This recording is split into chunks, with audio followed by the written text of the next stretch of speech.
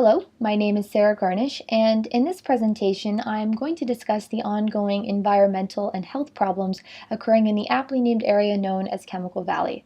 This presentation will demonstrate the enduring effects of colonialism with respect to historical and legal issues and the necessity to begin the reconciliation process.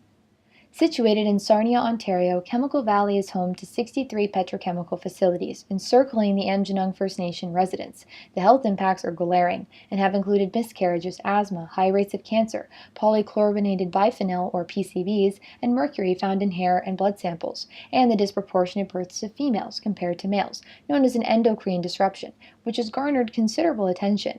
The negative environmental conditions have caused Chemical Valley to be dubbed by the World Health Organization as one of the top Canadian hotspots for air pollution, and as the picture on the slide suggests, it is a very menacing sight.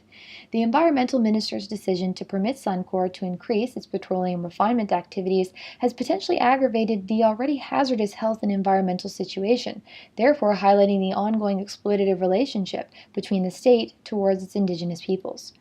This case is ongoing. On February 8, 2014, a chemical spill by Plains Mainstream Canada had benzene levels measured at 50 parts per billion. Prolonged exposure to high amounts of benzene can cause cancer. Even more recently, on February 23, 2017, flares, as depicted on the bottom picture of this slide, occurred due to what Imperial Oil alleges was an equipment malfunction.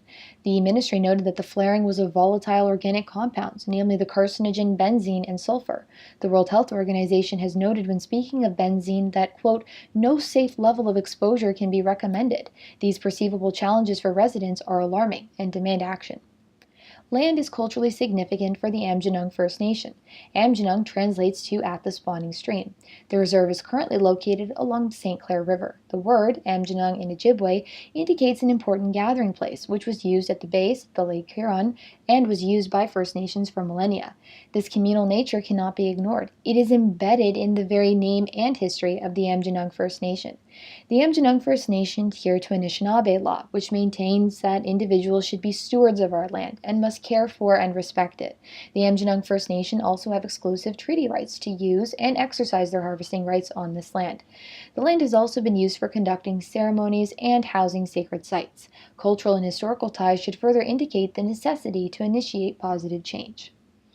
Now you may be wondering how the current location of the Aamjiwnaang First Nation came to be. The size of traditional land was reduced by Sarnia's encroachment, which took place during the years 1850 to 1950. The Aamjiwnaang First Nation territory was dramatically reduced from more than 10,000 to 3,100 acres. The 1892 Sarnia Indian Reserve map, present on this slide, demonstrates that the planning and resizing of traditional lands has a long history. The Indian Act of 1876 entitled the Canadian government to fiduciary power to sell and surrender Aamjiwnaang First Nation territory. Fiduciary is defined as the relationship that a trustee has with their benefactor. However, due to the Aamjiwnaang First Nation's reduced population and territory size, land became vacant and available for activities such as petrochemical manufacturing. Arguably, this legacy of exploitation is sustained by limiting the Aamjiwnaang First Nation inherent right to territorial land. Further progress is required for a more equitable relationship. Sovereignty is a key concept to highlight. It is easily forgotten that Indigenous peoples have a preceding occupational history in the land now known as Canada. In 1995, Aboriginal peoples' right to self-government was recognized in the Inherent Right Policy. However, the right to protect traditional land has not been fully enjoyed by the Aamjiwnaang First Nation residents. Chemical Valley showcases the recurring effect of the Indian Act, where the Aamjiwnaang First Nations transition from being allies of the French and later the British to becoming what has been termed wards of the state. This means that there is a right to physically occupy the land, but there is little agency granted to the occupants. The status as wards of the state has been perpetuated through the federal and provincial government's control, which has had devastating health and environmental effects by failing to conduct a health survey. This is alarming considering that Sarnia is 25 kilometers away from the plants. The close vicinity and the relegation to unsafe and minimal land demonstrates the ongoing history of colonization, which should not be ignored if steps are to be made towards reconciliation.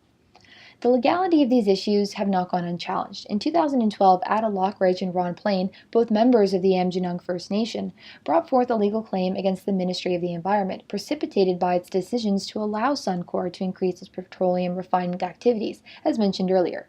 Unable to stand idly by, the litigants claimed that their right to procedural fairness was infringed, as well as their rights under the Canadian Charter of Rights and Freedoms, specifically Section 7, affirming life, liberty, and security of person, and Section 15.1, affirming equality rights.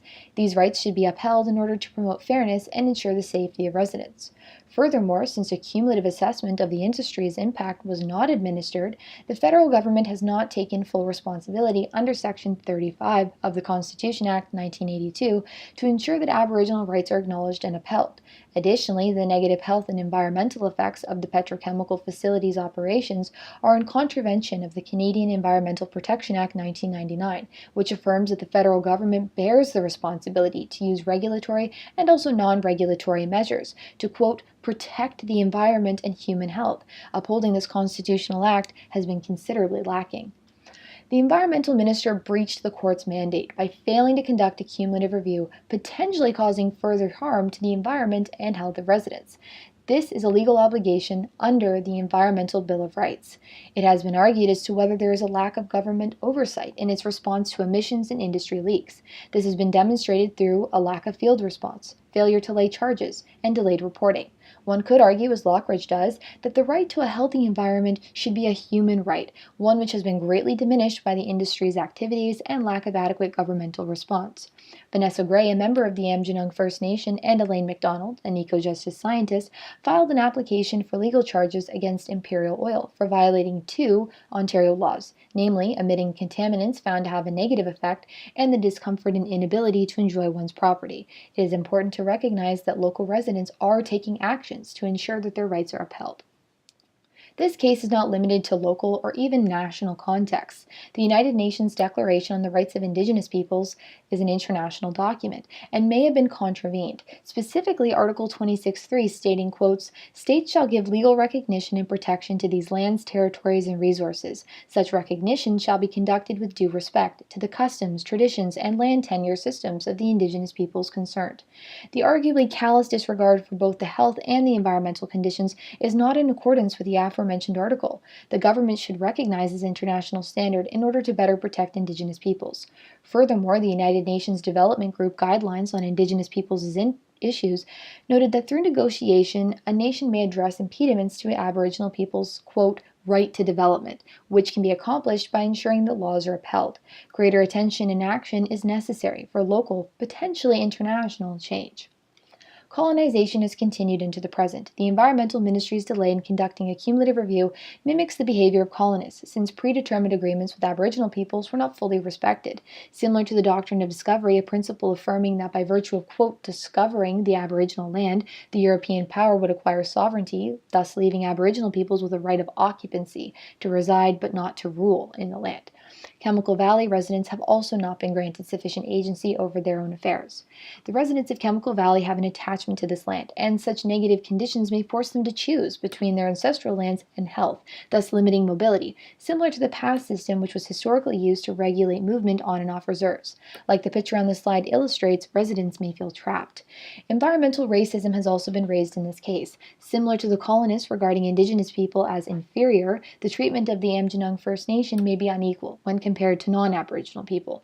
The Professional Engineers Government of Ontario has since 2009 brought forward public health concerns, which has been ignored by the Environmental Ministry, to the effect of being called muzzling by PEGO. Such silencing continues the colonial effect of minimizing the rights of Indigenous peoples. Although reconciliation is difficult, it is necessary to move away from the colonial legacy. To begin the process of reconciliation, the Canadian government needs to recognize the Amjinung First Nations Chi-Nicolean Community Constitution, outlining a dedication to a sustainable environment for future generations. Understanding the centrality of land according to Anishinaabe law will also aid in the reconciliation process, as measures can be taken by the state to ensure that the land is protected and health is ensured. Through negotiation and adherence to the Truth and Reconciliation Commission's call to actions, which are outlining guidelines that the government should uphold, may further aid in this reconciliation process.